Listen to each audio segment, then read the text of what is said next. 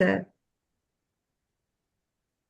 Okay, so greetings everyone. A very warm welcome to the Asia Pacific Biopesticides Community of Practice. It is wonderful to have you all with us today. So before we begin today's program, let me briefly recap our previous session. We had privilege of hosting Dr. Jagdish Jaba.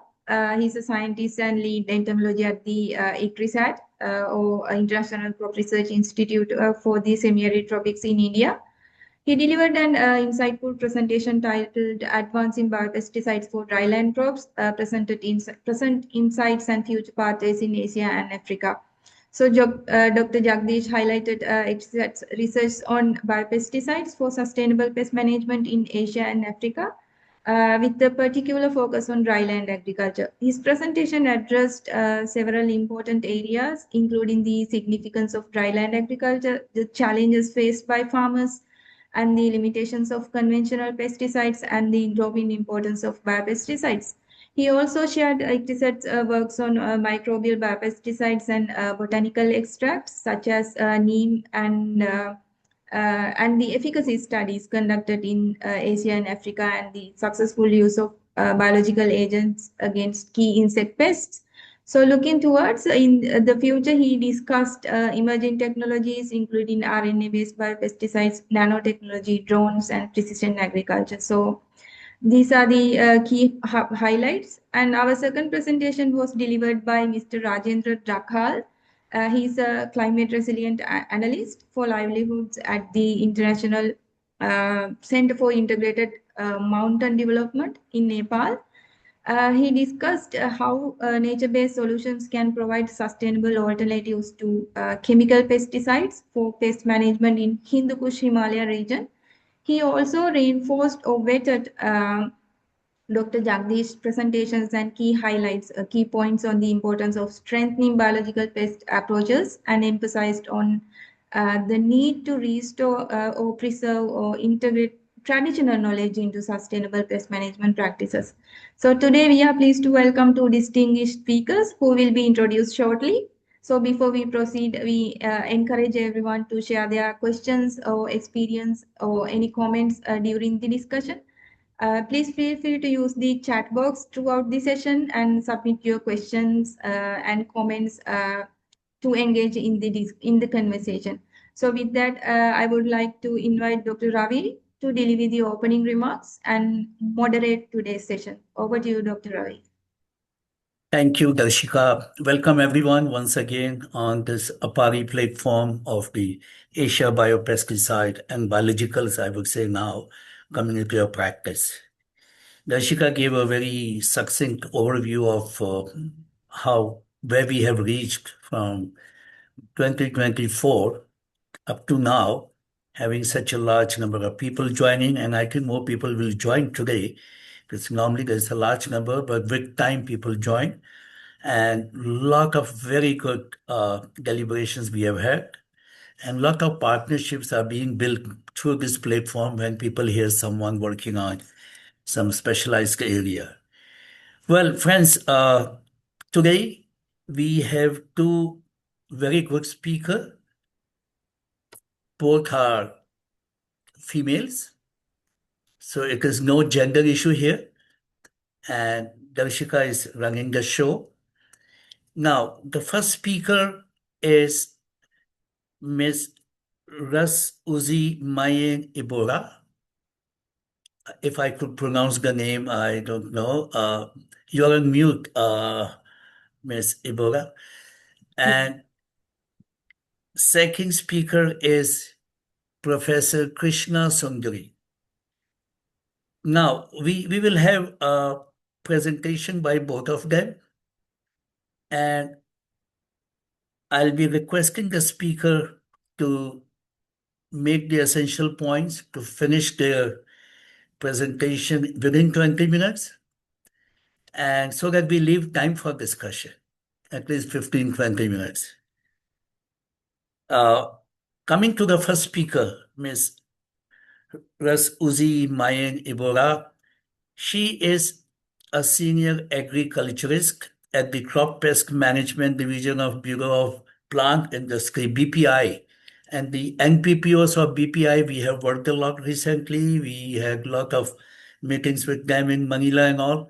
So BPI is one well-known institution in Philippines where has expertise in the IPM, integrated pest management is her main area, biological control, and agriculture research and development. She supervises the production of biocontrol agents at the Bureau and is actively involved in the uh, implementation of the national IPM initiatives with collaboration with the Philippine Rice Research Institute and International Rice Research Institute.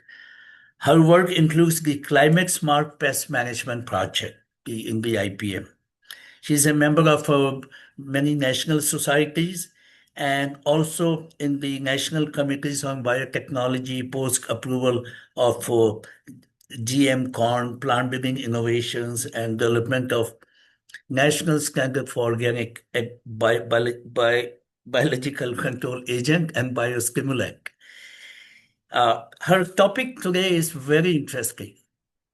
It's very interesting because we always talk of how we go to policy to practice, or the other way around, how we come from practice to policy. Now, she will be highlighting the work which she has done in advancing biocontrol for sustainable agriculture in Philippines. And we are eager to listen to you, Ms. Iborra. Over to you. Okay, thank you for that such a wonderful introduction to me. So, good afternoon, ladies and gentlemen. So it's a pleasure to be here. And my name is Ras. You can call me Ras. And I think some of the people here, I know them probably. Yeah, I met them. And so I'm gonna make a time so that I will gonna end in my. Okay, so I'm going to share my slide. Okay. So everyone can see my presentation, right? Or not yet? Okay.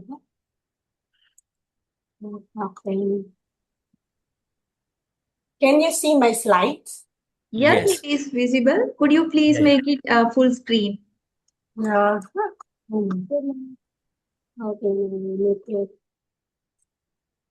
full screen. Okay. Yeah, okay. Okay, it's good. Yes, it's visible. Yeah. Thank you very much. Yeah.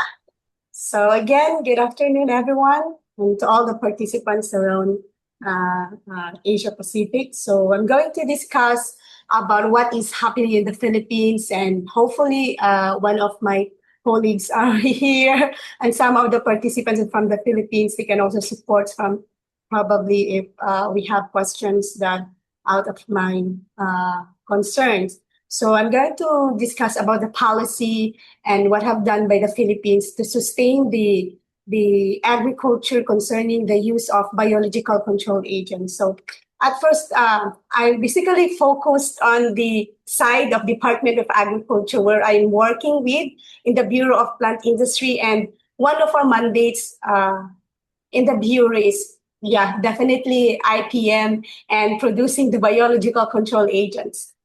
And also, I would like to introduce to you one of the map of the Philippines and how we are archipelagic and the situation of Asia Pacific. So we have major islands. This is the Luzon, Visayas, and the Mindanao. And I think we have 18 regions now because we added regions here, partly here at Negros. So it's NIR, Negros Island region. So it's an added region to the Philippines. So we were gonna see how everyone is working with biological control agents. And this is the main body in the Philippines and how we regulated some of our biopesticides, our chemicals, and including the BCAs. But there also we could also try to look into on how we could standardize some of the BCAs that are locally produced in the Philippines, because I think that is one of the things that we need to look into and to streamline and to complement with other ASEAN countries on the production of BCAs which are locally available in each country. So firstly, we have the Bureau of Plant Industry. So we have the crop pest management where I am working with and connected with, and of course with the division of plant quarantine. So the plant quarantine was established with the presidential decree number of 1433, but the crop pest management is, I think, 1930s. So it's way back, started also the Department of Agriculture. So this, and also the the Fertilizer and Pesticide Authority, which is the FTA, and together with the BAPS, the Bureau of Agriculture and Fisheries Standards. So these are some of the bureaus and the department that are regulating the pesticides, the chemicals, and of course the BCAs in the Philippines. So if we talk about the FTA, they are the one who are regulating if you are commercially selling your products, if this is synthetic, if this is BCAs or anything that we need to apply in the field. On the other hand, we also have the BAPS. So these BAPS also regulate, and they have the OCCP together. It is an independent thing that working with them, and they are the one who have to have the permit if we want to tag our product as organic. So if we have, but these two is working together, and also the BPI. So if you want our products to be registered and to sell, and we have to a certification to import and the certification to sell. So if we can go to the regulatory body with the FTA and BAPS. But if we want our products to be tagged with organic, so we will gonna comply with the documents and requirements for EUP or for the experimentation and all other documents with the BAPS. So they are the two regulatory body that we need to comply in the Philippines, aside from the BPI, which is holding the biosecurity measures with the plant quarantine. Of course, if we have the microorganisms that coming overseas, we need to comply with the permit, and also together with the DNR, because we have this. Of course, this is a legal mandate. You can check it out with their website, the FTA and the BAPS. And BAPS is also developing standards for some of the commodity and other working documents with relevant to the Philippine national standards. So they already, as of 2024, they have 377. So these are the book, and you can visit their website of FTA DA and BAPS DA. So all of the documents needed and all of the regulatory we need to comply is already in their book. So this is available on the websites. You can download it. It's for everyone to read. And of course, we have the NCBP, the National Committee on Biosafety of the Philippines. This is where some of the products or anything that we introduce here in the Philippines, of course, with the GM.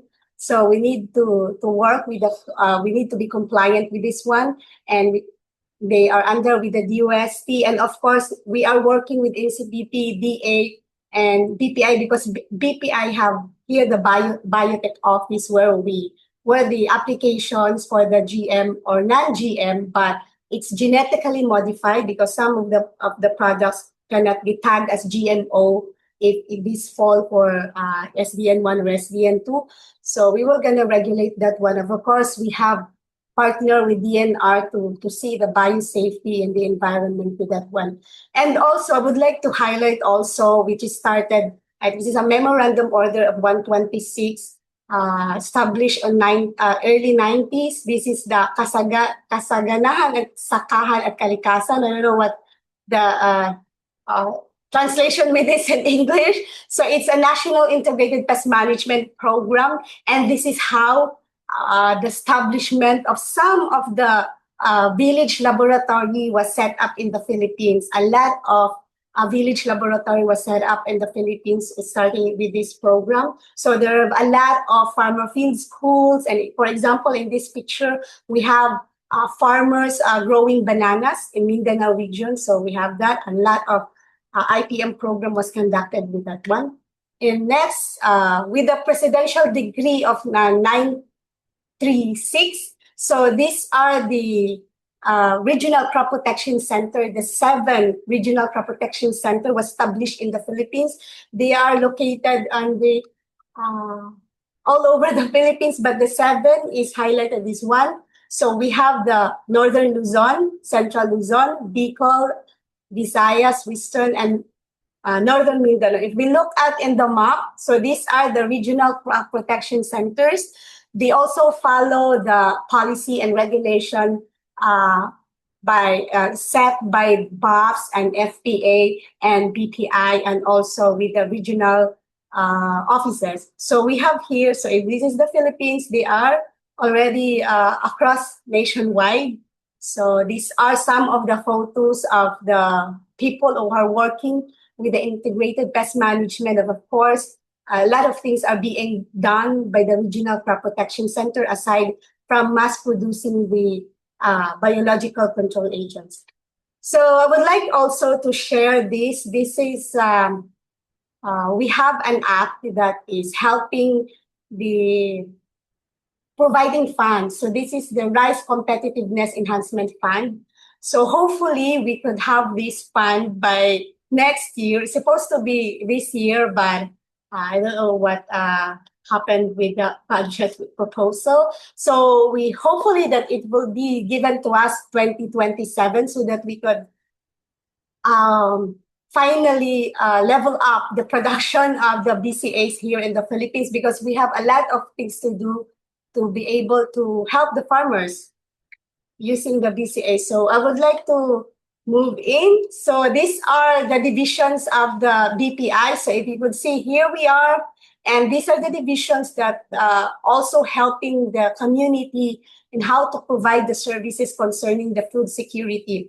And of course, I want to highlight also that there are centers of BPI, the Baguio Center, Los Baños, La Granja, Guimaras, and BPI Davao. They are strategically located also in different parts of Mindanao, and they are the one who are focusing on the research, and nowadays I think they are starting a lot of studies concerning the BCAs, and also we need to step up and we need to establish the laboratories and the centers. And I'm gonna skip this one. So I also included some of this part of my presentation because the pest surveillance and monitoring and diagnosis is kind of integration of the IPM, and it is working together, because if we do the pest surveillance and monitoring, we could also collect the samples on the field, which is infected by our natural EPFs or our natural microorganism in the field, and that is how we're gonna collect that. And we have to study it in the lab and do the R&D and produce and mass produce those locally available microorganisms in the fields. So it's a complementary work what we have done and others and other agencies also, because I believe that others like SUCs, universities and other colleges are doing also what we are doing in BPI. So these are some of the photos, and concerning what biosecurity and quarantine measures, a lot of things are being done together with the ASEAN countries. And lastly, I have to mention that the ABRA, this is from Australia, so it is funded by CSIRO. I think some of our colleagues here already have a workshop with ABRA and PFAPD, and the main concerns of that workshop is to, we need to have the protocol of the ASEANs and how we're gonna harmonize the surveillance and also the production of our biological control agents, and how we could have the policy and regulations with that when we did ASEAN country. And next, this is it. In the BCA is really part of the pest management. So if we go, we have the monitoring. We're already carrying all the BCAs together with us. So if we go to the farm, so we already have the BCAs available to be given by the farmers. So that is why pest management and monitoring surveillance is very important along with the BCAs. So we do applied research also with the BCA. So we do also publish publications and reading materials, included the identifications and the use of biological control agents. And then, of course, like also to highlight the National Front Quarantine Divisions that they have really a massive effort also in controlling pests and diseases before it's gonna come to the Philippines, and also the permits. So we were gonna comply all the documents with the plant quarantine and doing the PRA if this is not present in the Philippines. So here, this is Baguio. So aside from doing their activities, they are also producing biological control agents. For example, this one, the trichoderma, and they have also coccinellid beetle, metarhizium, and other concoctions. And here in La Granja, this is another part of the centers of the Philippines. They are also producing some of the biological control agents, but it's not a massive thing. It's not scaled up. So that is one thing that we need to work in on how we can go on a large scaling and how we could collaborate on partnership on other private companies and sectors, because BPI is not mandated to sell the products, but tend to give it for free for the farmers. So we need to have a partner, private sectors. And this is in Baguio. So we can see here they are producing trichoderma. So a lot of farms are using trichoderma for their fields. And then next is we have Los Baños. So I think this is our department secretary, Secretary Chu Laurel. He's the one who went there for the launching of the laboratory in Los Baños together with the bar assistant director, Sir Patrick. And then they started to have the airwig on their laboratory aside from other biological control agents. And this is how they are done. We have also have a webinar about the BCAs, because we want that all other people would also use biological control agents. And here they conducted studies about the Seniguelas, one of the problem in Batangas. We do research, and I was gonna see also what we're doing. I'm gonna skip this one because this is pest surveillance.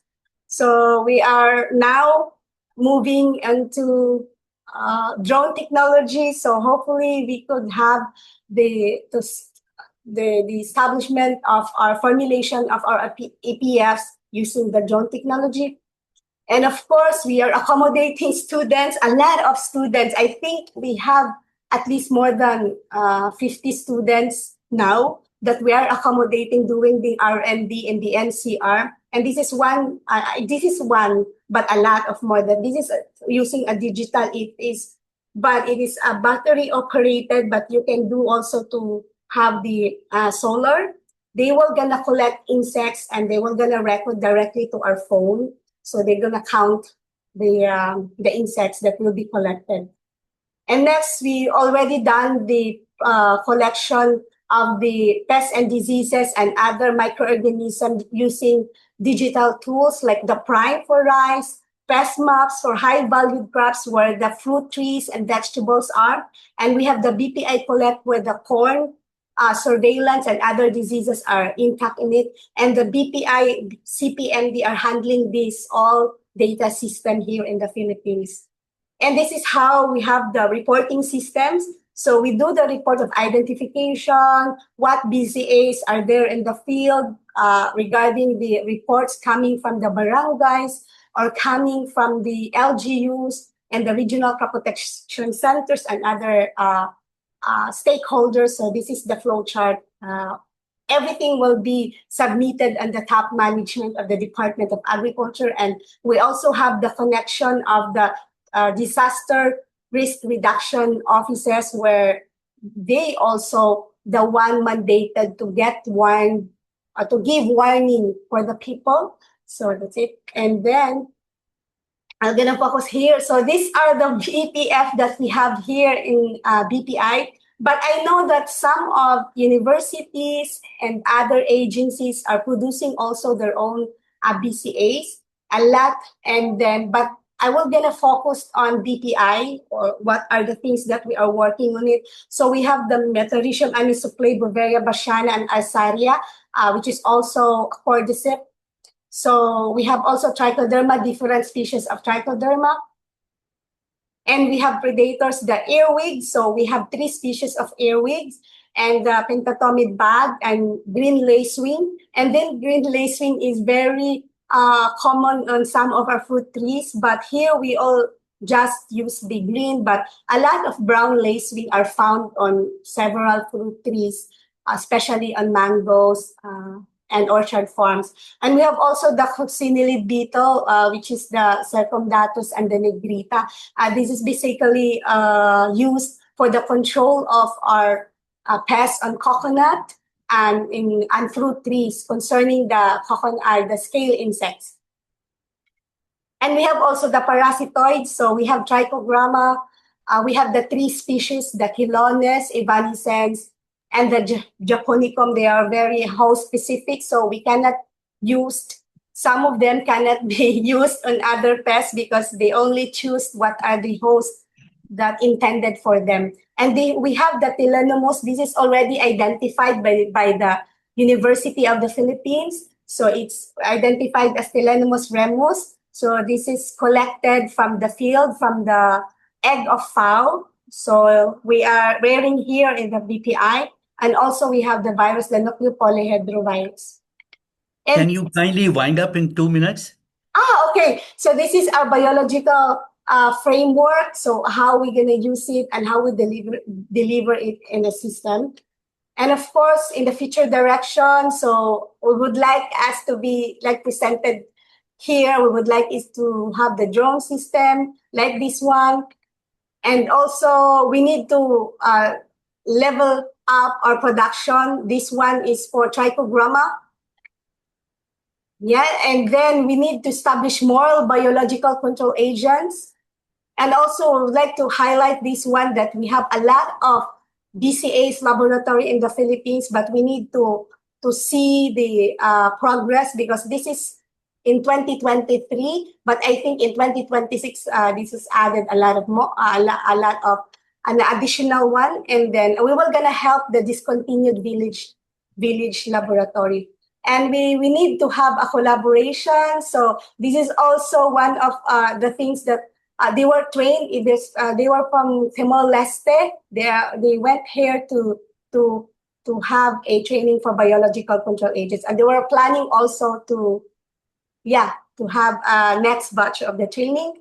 And then this is one of the monitoring and surveillance system that's being done.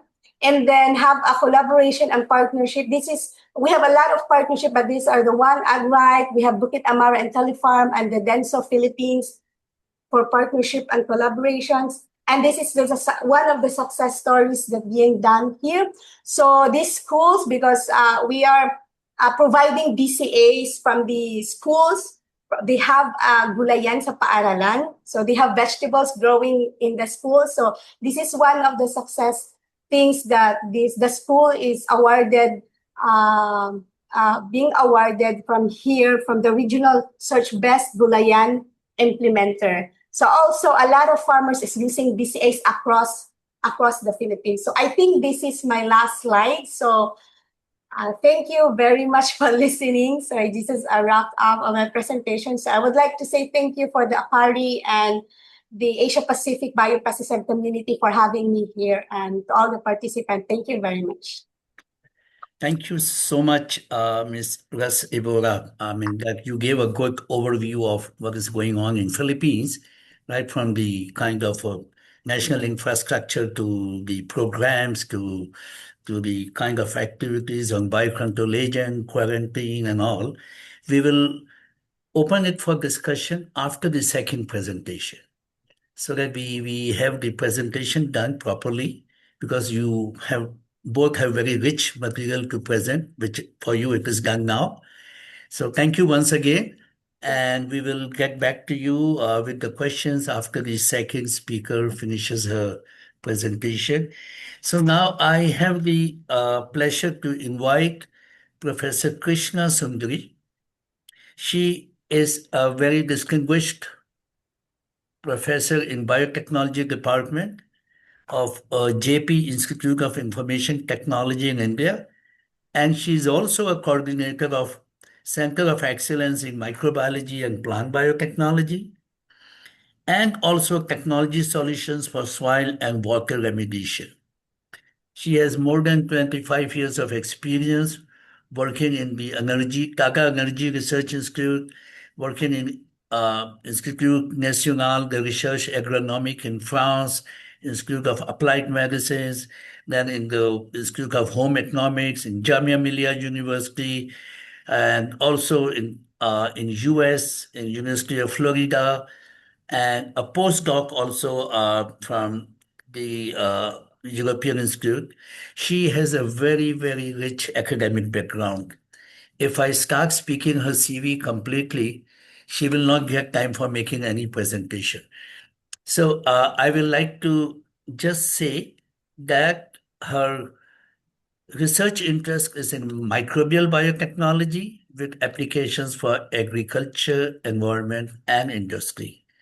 And she has a long list of awards, national and international, which she has won, and will be sharing her CV with all of you. And it will be also on the website. So she will be speaking on a slightly different topic, which Ms. Ibora just presented. She will talk of, we all have stress in our life. We all are stressed, but it's not we alone, even the plants, and which has both the biotic and abiotic stresses.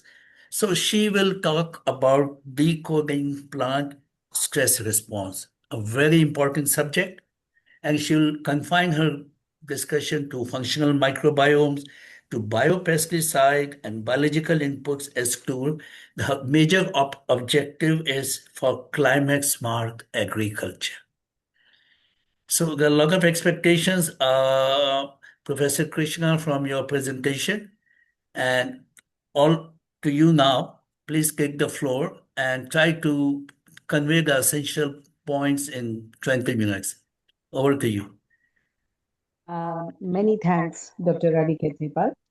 My greetings and my respectful salutations to Dr. Ravi Khetripal, who is the Executive Director of ABARI. My salutations to Professor M.S. Reddy, who is the founder chairman of Asian PGPR Society, which I'm representing now.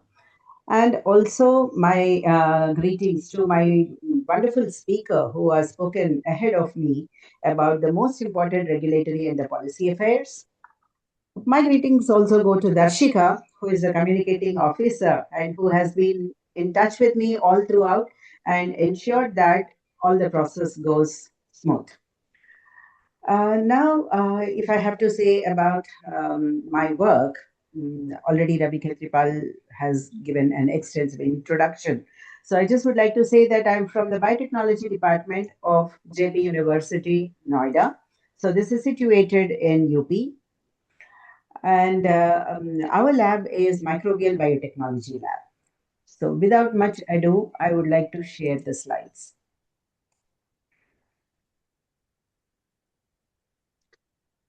Are my slides visible? Yeah. Okay. So, as Dr. Ravi Khetripal has mentioned, so we would like to decode the plant stress responses. So when we say plant stress, so what makes the plants experience the stress? So like everyone of us know, It is a combination of both abiotic stress and also abiotic stress.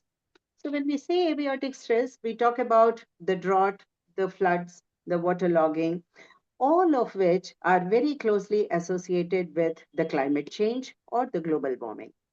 So presently, we are at a situation that we can no longer excuse ourselves from the impacts of global warming. So it is important that we should align our research to whatever the changes are happening in the climate. When we say the stress and the plants, another most important stressful impact that the plants feel is about the pathogen attack, which in other words, we say the disease. So now, when we understand that the plants are under stress, whether it is because of a biotic or an abiotic factor, it's important also to understand how we can prepare the plant to counter the stress. Because ultimately, we are concerned about the good yield. We are concerned about the good yield because we have to feed the population, and that too with a healthy and nutritious food. Now, when this is our objective, so now at this present time, we no longer consider an organism as a simple unified organism, but a conglomeration of multiple organisms which co-associate with the organism. So the present discussion is about the plant. So we no longer consider plant as a single species, but as a holobiont. When we say as a holobiont, we are speaking about the plant in combination with its microorganisms residing in the phyllosphere, in the rhizosphere, and also in the endosphere.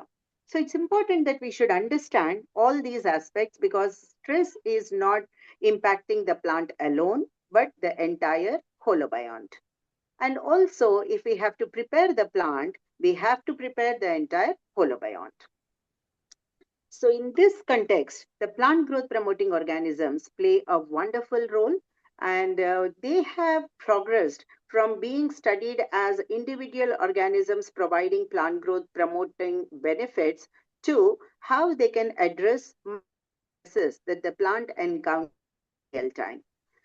So then there is compounding amount of research in this particular area saying how the diversity of these microorganisms is essential if you want to protect the plant's health, the soil health, and also the health of the food that we are eating. So from studying simple PGP traits, we have evolved to considering PGP as PGP is what the plant growth promoting microorganisms. We started considering them as ecological engineers, and we are now looking forward for microbiome centric solutions.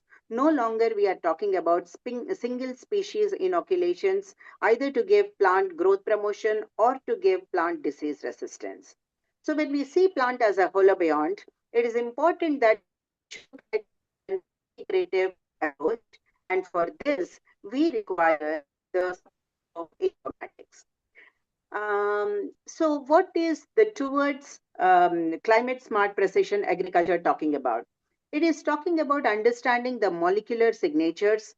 It is talking about identifying the most functionally important microorganisms. It is also about engineering the microorganisms in our favor and then use machine learning tools, train AI platforms, and as a result, we make predictive modeling, and based upon that, we synthesize bioformulations. So what I speak is what this is an evidence from these slides in front of us. So in the past 2.5 decades, we have seen tremendous amount of increase in the patented technologies which are related with plant growth promoting organisms. Year over year, there is a consistent increase.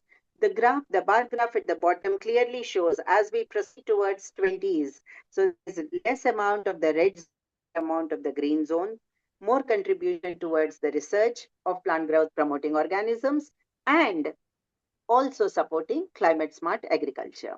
Now, what we mean by climate smart agriculture? It is just that we balance the productivity of the plant along with climate resilience, and while ensuring that there is environmental sustainability when we do these beliefs. Now, for this, we require multi-omics approaches. So they are all listed over here. So if I talk about them, it will be a theory class. I will not be getting into it. But just, I think the picture speaks volumes already. So we are better off if we can take the knowledge that is available from real-time research, use these databases which are flooded with huge amount of information, derive meaningful functional conclusions from that, integrate this knowledge, train them, use the machine learning tools, train AI, and then offer successful microbiome associations which can help in the plant growth. So this is a slide which is summarizing why it is important to do this. So whether we want to make a strain pathogen matching, whether we want to identify pathogen virulence, or we want to do a predictive modeling, or we want to allow virtual testing, or we want to see scale up, how the bioformulation development can take place by integrating the real-time environmental data, then it is important that we make a marriage of wet lab research, that is the greenhouse studies, the laboratory studies, the field studies, along with the more smart tools that are available. So this slide is summary of the different tools that are available for us, whether we want to profile the soil microbiomes, whether we want to annotate the genes that are involved, whether we want to predict the proteins, whether we want to mine the information about biosynthetic gene clusters, or whether we want to predict the disease suppressiveness of the soil or of the microorganisms, or we want to make models using the metabolic interactions. We have got a host of tools that are available with us.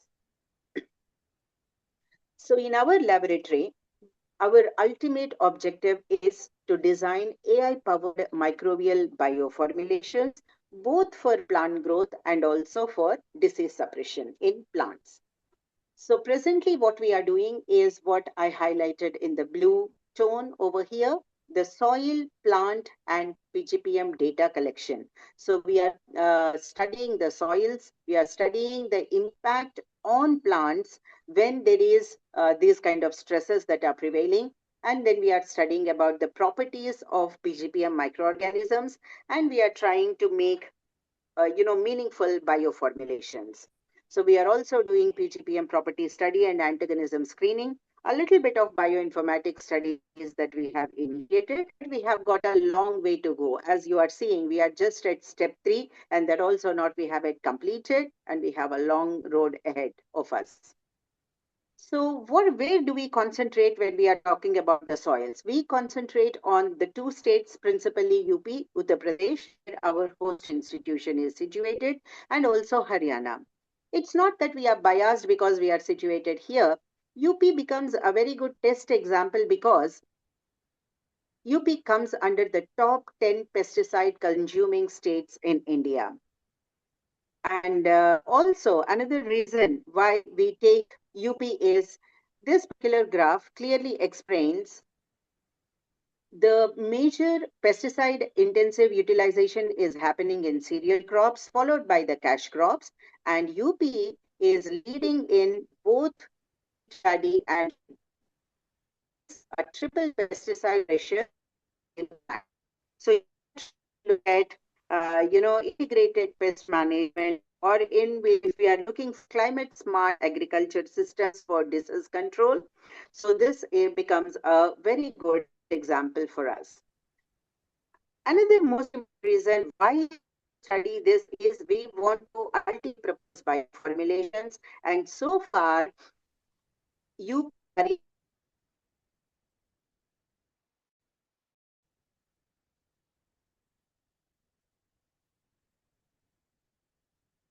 I think she lost the connection. Yes, we lose the connection. I think I will check with her very quickly. She's back. She's back. But she's on mute. Am I audible now?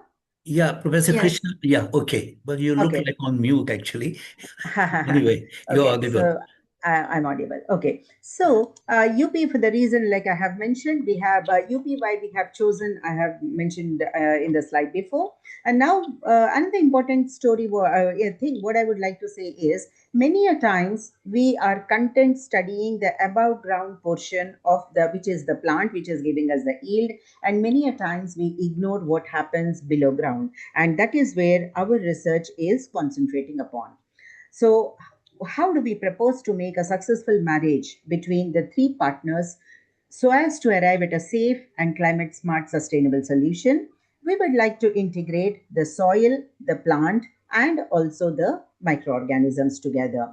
So, starting with the first aspect, which is how we are actually proposing, like I have mentioned. So, we will be studying both the abiotic stress factors, how the plant is getting impacted by the abiotic stress factors, by the biotic stress factors, which is also the disease, and how particularly the below ground plant portion is getting affected by these stressors, and then how we could identify successful microbial populations and then engineer syncoms.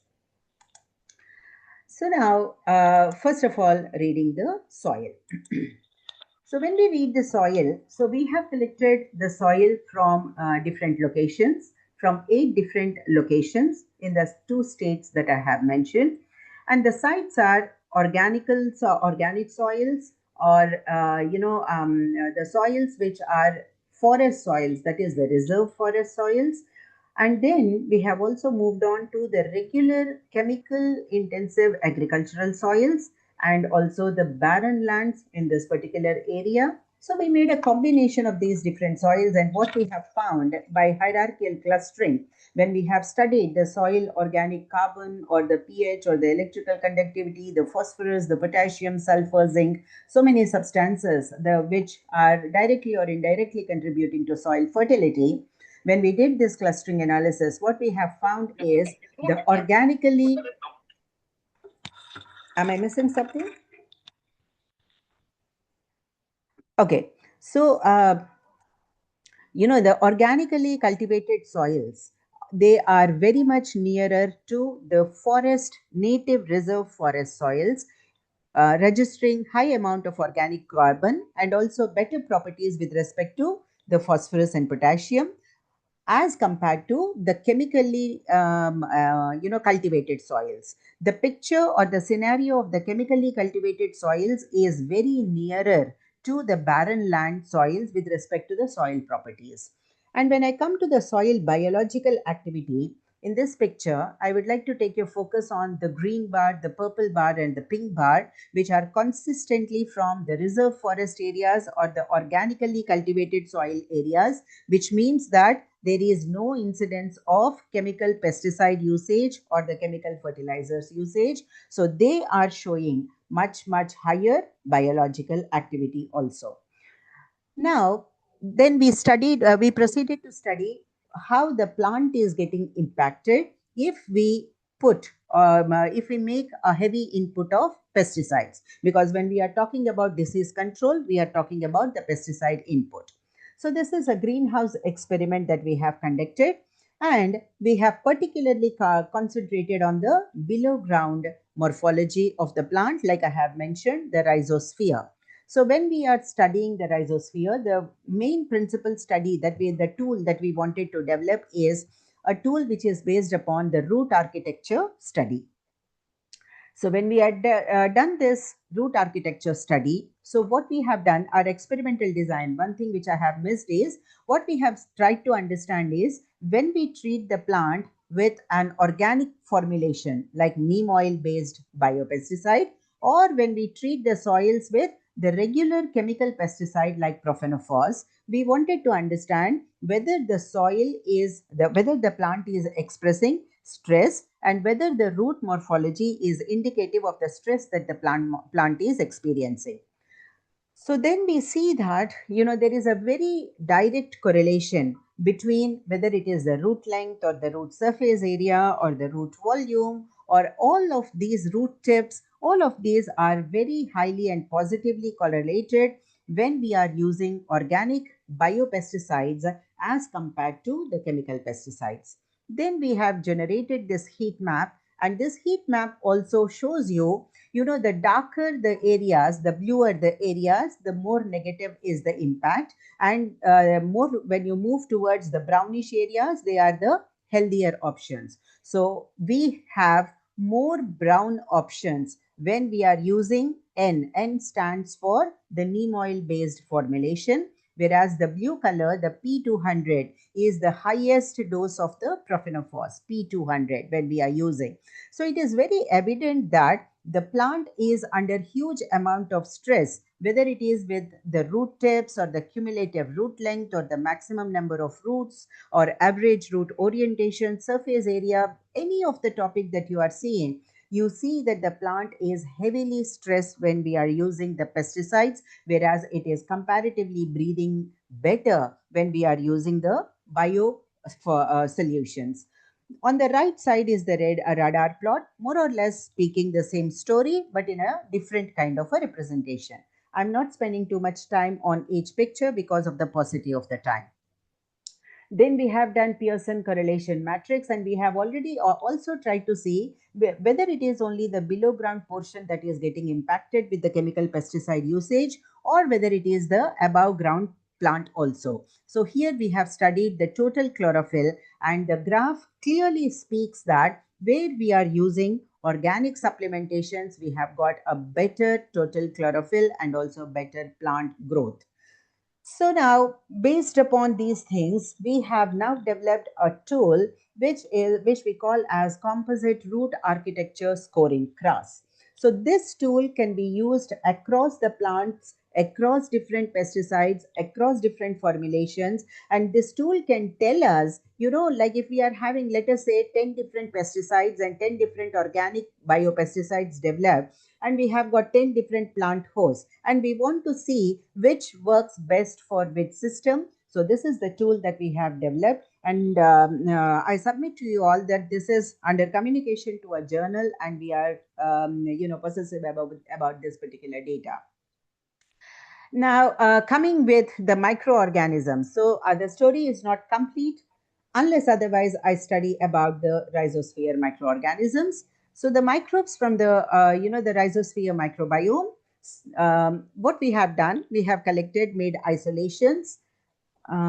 Is the screen moving? Yeah. So we have studied multiple isolates, plant growth promoting microorganisms from the soil, and then we have studied the regular properties, the different enzymes. We have studied the production of IAA and also their disease resistance offering properties like production of HCN or production of ammonia. And then we proceeded to develop the mycobio formulations. What we mean by mycobio formulations is we used a combination. We used plant extracts, which is a representation of bio. We used fungal extracts from biocontrol organisms like trichoderma. And using the both of these, we have tried to understand how they are arresting the growth of the plant pathogens. So this is the experimental design. We have used Acheranthus aspera, we have used Datura stramonium, and we have used Azadiracta indica for giving us the phyto compound. And then for the myco compound, we have used Trichoderma hertzianum, a laboratory isolate of ours, which is published with good amount of pest control properties and also pesticide degradation properties. Then we have made a combination of them. And what you see over here in this particular picture, the market presently has only the data from neem, whereas we want to provide alternatives to the neem oil. And what we see is the two alternatives that we have taken, whether it is Acheranthus or Datura, they are competing in their activity in disease control as good as Azadiracta indica based formulations. The dosage is different, obviously, but then yes, they are successful in controlling the growth of the two of the most important plant pathogens. One is Macrophomina and the other is Fusarium. So this particular graph tells you about the biocontrol property. Here it is a quantitative assay we have done with respect to the biomass how much amount of the pathogen biomass is restricted. And we could see that whether it is datura along with trichoderma formulation or whether it is acheranthus with trichoderma population, they are serving as good alternatives for neem based bioformulations. So this is a representation. The larger the size of the dot, the larger is the suppression activity. And we can see that if with neem and trichoderma, we are achieving 70% biocontrol, with datura and trichoderma also, we are achieving 64.83% biocontrol, which is remarkable. So this once again, these are the data which are yet to be published. So this is the data from our research. So now we have got certain questions in front of us, whether the CRAS can be a validated prediction tool for identifying, the soil-borne disease incidence even before the symptoms appear, and whether the rhizosphere microbiome diversity co-vary with the CRAS under pesticide stress, and whether can CRAS be used as a universal threshold for disease resistance across the crops. These are the future questions that we are exploring. So this concludes my presentation. Dr. Ravi Khetripal, am I under the time limit? Hello? You are on mute, sir. Thank you so much. Yeah. So, so 2 more slides I have Okay. with the Asian PGPR Society, sir. As you know, we are in a memorandum of understanding with Asian PGPR with APARI. And we have our forthcoming 9th Asian PGPR International Conference between the dates 23 to 25th October. We are conducting it in Goa. And this is my open invitation to all the participants and also APARI to join hands with us in making this international conference a success. So our focus is upon the PGPR and the beneficial microorganisms, the plant soil microbiomes, developing biofertilizers, biopesticides, climate resilient regenerative agriculture, and also farmer-centric initiatives, how we can take the research from the laboratory to the industry and also to the farmers. So I invite you all to be partnering with us in this particular conference. We welcome your research and kindly submit your abstracts. The conference website is active and openly receiving the abstracts, and the open bird registrations are active till 31st of August. Another announcement which I would like to make is about, and the screen is not moving. The screen seems to be frozen.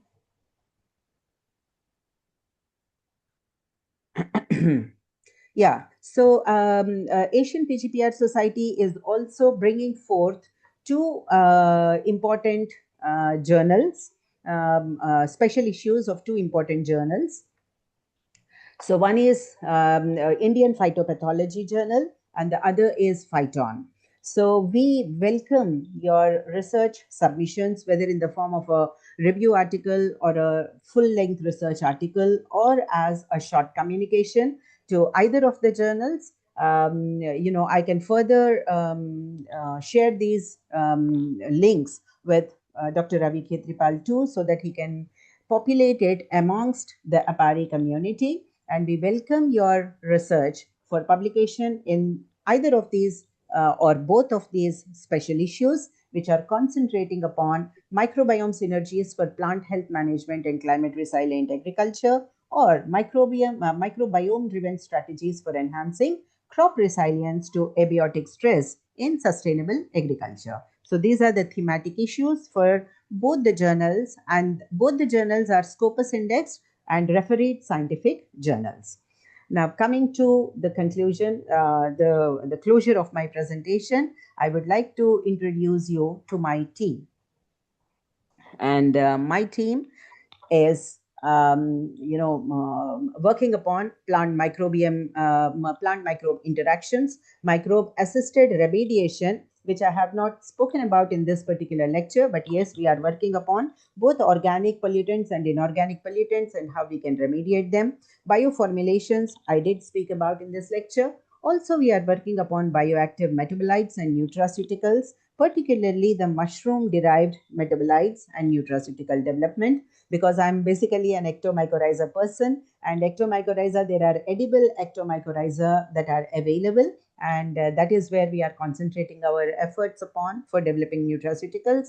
And for all of my research, the base is the plant growth promoting microorganisms, whether it is ectomycorrhiza or whether it is the PGP bacteria. So our genesis is through the PGPM. And on towards the right side is my entire team: Deepak Kumar, Khushi Negi, Pratibha Yadav, Nivedita Mishra, Archana Kumari, Anjali Verma, Diksha, Avika Kaushik, and Anurag Rawal. So some of them have completed their doctoral thesis with me, and some of them who are presently doing their doctoral thesis with me.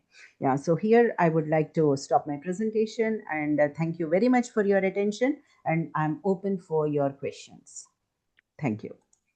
Thank you so much, Professor Krishna Sundari. It was an excellent presentation. And Thank you. something I forgot to introduce you. You are a executive vice president of the Asian PGPR Society, which is based in Auburn, US, and you also look after the India chapter. That's a great job, along with science you are doing for the scientific community. Well, Yes, your Doctor. presentation was very, very succinct, very holistic, very comprehensive, like the work you have done. I could see how clearly you brought out the, PGP traits, the ecological engineer, what you call, uh, to have the microbiome-centric solutions, which is something great, where you use the plant as a holobiont, and then which can be engineered for or tailored for the precision agriculture. That is something, a good pathway to really move towards precision agriculture, and also the benefit of informatics and AI and all for disease suppression and all, which I think is a wonderful approach. Without AI, now even our youngsters cannot survive. Everything comes from AI nowadays. But you used your natural intelligence to use the artificial intelligence very well, I could see, where I saw clearly the kind of how the pesticides and biopesticides, you compare their usage, especially in UP, Uttar Pradesh, which is one of the largest pesticide using community in India, as you mentioned, uh, and look at the opportunities, the missed opportunity you mentioned with biopesticide. You compared the root architecture of both pesticide and biopesticide. I think these are the ways we have to move ahead in research to really come to something concrete for the society. And lot more. I cannot say much more, but I think I will now open both the presentation for discussion, for any question from any one of you. First, if there's any question for Ms. Ras Ibora from Philippines, please raise your hand. Darshika, let me know who is raising hand. I cannot see on my screen. Yes, sir. Hmm.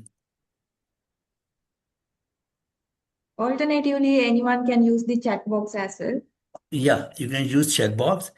Yeah. Any question, any comment on Ms. Ibora's presentation?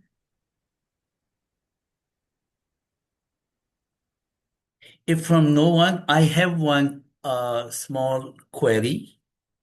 You gave a very good picture of what goes across the archipelago, the group of islands of Philippines, in terms of the various things related to the biocontrol agents, the plant protection, and all, which including the genetically engineered crops and the pest surveillance, digital, and all.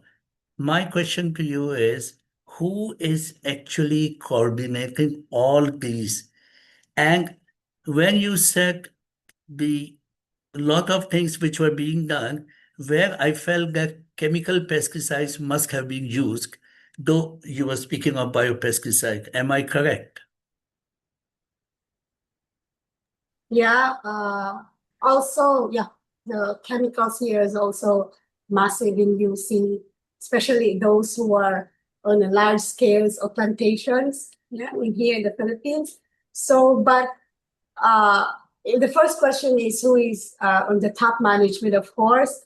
BPI was one of the bureau in the Philippines who are mandated to, yeah, to network all the regional crop protection centers. So we have a program already that established way back in 1980s and how we have the network on RCPC. And I forgot to mention also that the National Crop Protection Center is also a partner of the BPI and Regional Crop Protection Centers because they are established in the same year. And they are mandated to do the research. Most of the researches are being done by the National Crop Protection Center, which is in UPLB, in University of the Philippines. And a lot of their works are really help in advancing the BCAs in the Philippines. So basically the BPI, so we have already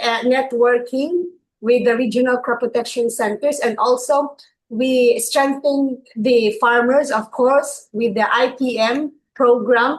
The farmers was already like, they have their FFS, and they also, some of the farmers are trained using the applications, the technology that we have here. So they were going to apply that, and they're the one who are going to send to the LGUs or send the regional crop protection centers, because regional crop protection centers having their managers, data managers, and their data managers can send the reports to BPI, the clearinghouse of the data, and we will send it to the Department of Agriculture. Okay, no, thank you.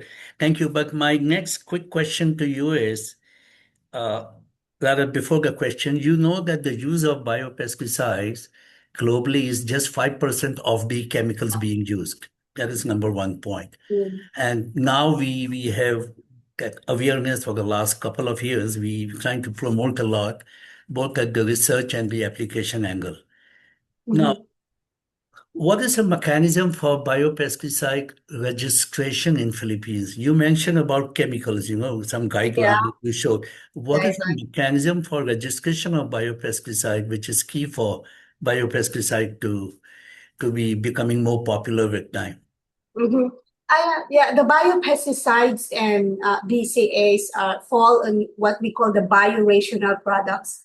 So most of the biorational products is regulated by the FPA if we tend to commercialize our products. So we need to have the compliance of all the documents, for example, the experimental and the experimentation. You have the researcher that is registered to FPA, or you have a researcher that is registered to BAP. So we need to have that one because we cannot we cannot comply with the certification if we don't have the registered researcher from them. So we need to have that, and all the documents we need to comply with that. I got it. Yeah. My last question to you is, do you have the small and medium enterprises manufacturing biopesticide in Philippines, which is very crucial for making it popular? Yeah, at the moment, I think there's a company already. They are very new. Probably most of them started already like way back 2024, I think in 2023. But I think there's a company in Mindanao, and also I think a product from UP University of the Philippines. Most of them is a trichoderma, product of trichoderma, and now there's a company also is developing early at young stage. They're producing a lot of products like bio fertilizer, soil amendments like that, and a lot of more. But we need to regulate that matter because to protect also our environment. So we need to comply with the OCCP, the Organic Committee of the Philippines. That's a challenge from the environmental sustainability angle. Yeah, thank you. Professor Krishna, I don't see you. Has she left? Or are you there, Professor Krishna? Yeah, I am here. Okay, because maybe I have a problem with my screen. Yeah. Yeah, thank you once again for a very comprehensive lecture and your invitation to everyone in Goa in the coming months. I think we will try to publicize it more and more so that Thank you. we can see active participation from the Asian region.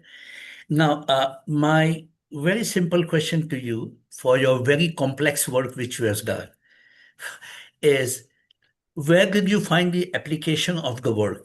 Like where you see the root architecture, you look at the functional genomics, you look at every aspect. Do you have some examples where the work has really been used at a large scale on any specific crop or what? Because you've done a lot of basic work and which is often missing nowadays. And that's really hats off to you and your team, in fact.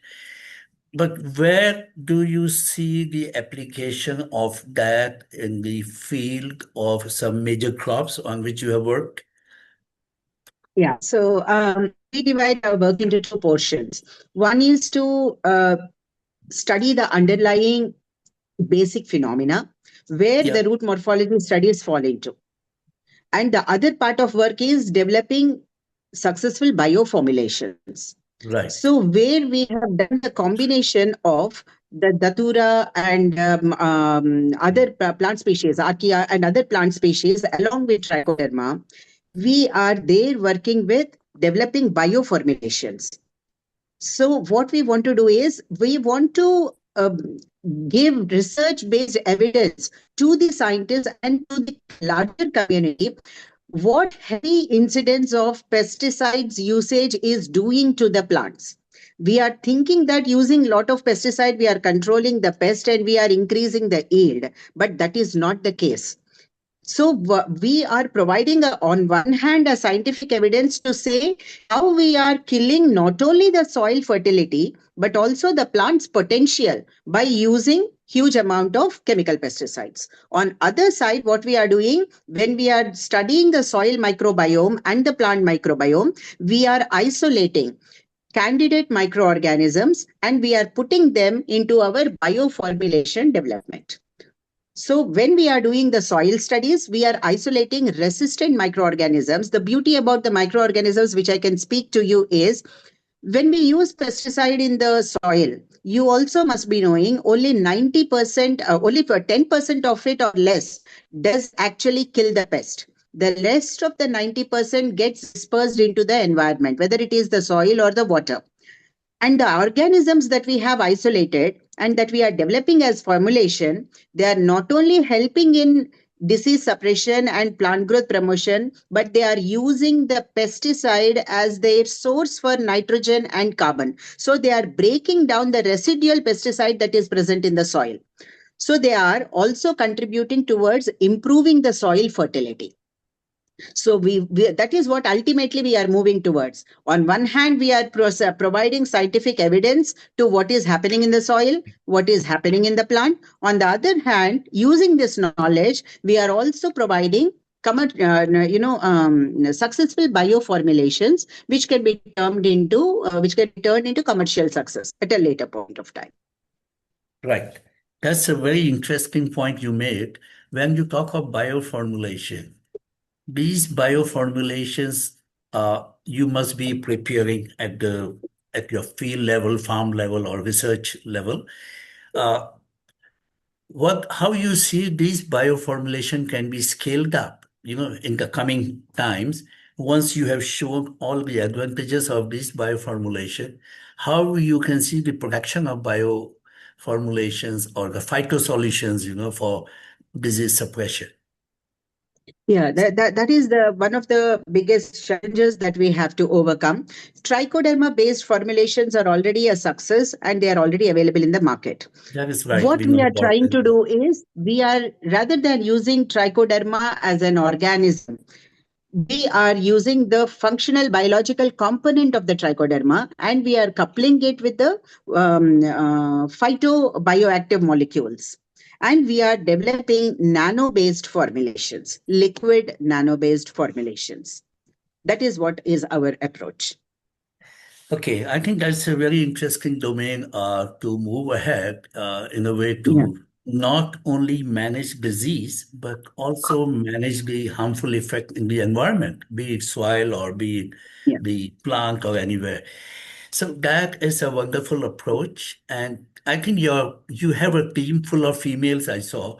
I was happy to see two male members there in the big team because otherwise it was very gender biased team you had. I But think the moment you speak about biology and biotechnology, because I'm coming from engineering institutions, and even the admission, we see this kind of a ratio. Biotechnology is chosen invariably mostly by the females as compared to the male population. I'm surprised though, but that is a fact. yeah, that is why, because I know a reason, because they don't have to go into field, into far out places, into, like you are more confined to Eppendorf, in the lab on the tubes. And that ladies, they do much better also. Well, irrespective of that, I think you have an excellent team. Our congratulations to your team Thank you very much. and your leadership there.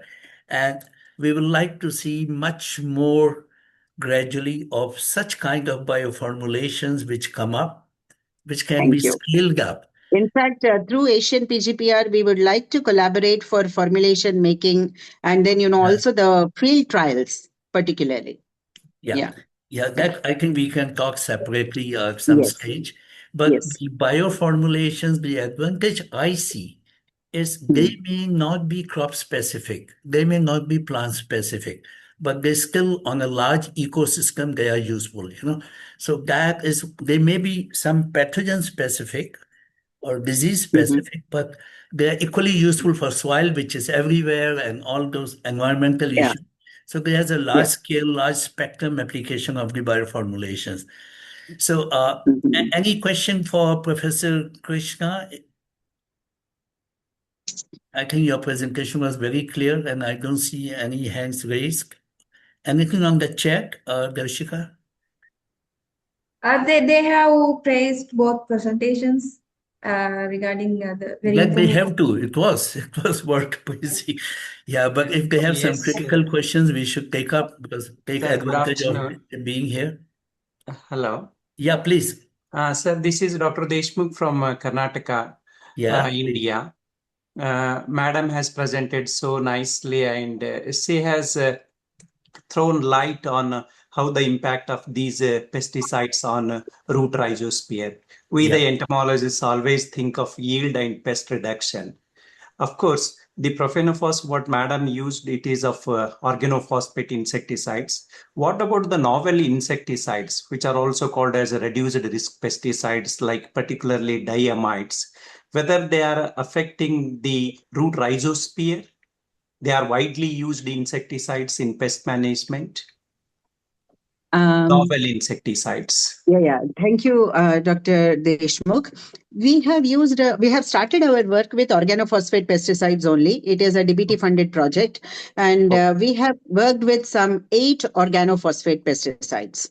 And in future, like there are some BTech level projects that we are doing with carbamides also. But yes, we'll have. It's a very interesting observation you have made that we have also to test with the new amide based chemical pesticides and how they are impacting. With carbamides, we have seen that the root morphology is getting impacted, and also the germination percentage, the germination index, the seed vigor, all these properties are being impacted.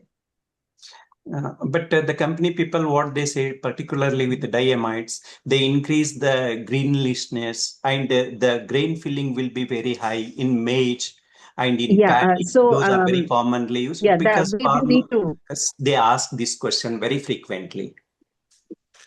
Very true, Deshmukh. We will have to work with those new generation pesticides also, amide-based pesticides. And another important thing is our studies so far, we have done till the greenhouse. Someone in the group has had a question about the field trials and the difference and all that. So let me put it. So far, we have come up till the greenhouse studies. And like I was mentioning to Dr. Ravi Khetripal also, so field trials are something which we would like to take up. Thank you, madam. Thank you so much. Yeah. Thank you, sir. Any more questions to Professor Krishna? Thank you, Ravi, sir. Yeah, you are most welcome, Deshmukh. Yeah, I think if not, we will have to close the session now. And with our warm thanks and regards to both Ms. Ibora and Ms. Krishna Sundari, Professor Krishna Sundari, for excellent presentation and giving an overview of what is being done in Philippines from all angles and what kind of a very basic research is going on in there to see that we have more novel methods of what she called next generation. I will call it Gen Z pesticide, which will come up to really manage the whole ecosystem in the coming years. Well, thank you so much. And Darshika, you have some last word to say now. I will have one comment regarding this. We had one discussion with ERI, discussion of the ABCoP session, and they were also had this native and locally adapted microbes in rice cultivation. So maybe if anyone is, but the methodologies are different as per my understanding. But they had some researches they presented in one of our ABCoP as well. You may, if you would like to see that session, and you can refer our webpage as well. That's all from my side. And I would like to give a word of thanks now, if Dr. Ravi permits. Yeah, please, Kenya. Yes, thank you very much for today joining our distinguished speakers from Philippines and India, Ms. Ibora and Professor Sundari. Thank you for your excellent presentations, and I would like to give a very give a applause actually for their wonderful presentations. And I would like to thank whole APARI team for contributing this, especially Dr. Ravi Ketrapal for moderating and being there for throughout this session and supporting me organizing these sessions, and all my colleagues. And we would like to take a photo. If everyone would like to open your camera, please open your cameras, and my colleague Deepika will take a photograph. And Deepika, if it is all right, you can. Yes, Dasika. That's why I'm raising hand. Okay. Just wait a moment. Everyone is coming, then I'll take it. Shall we smile? No. Yes, sir. We need good smiling. I think I'm done.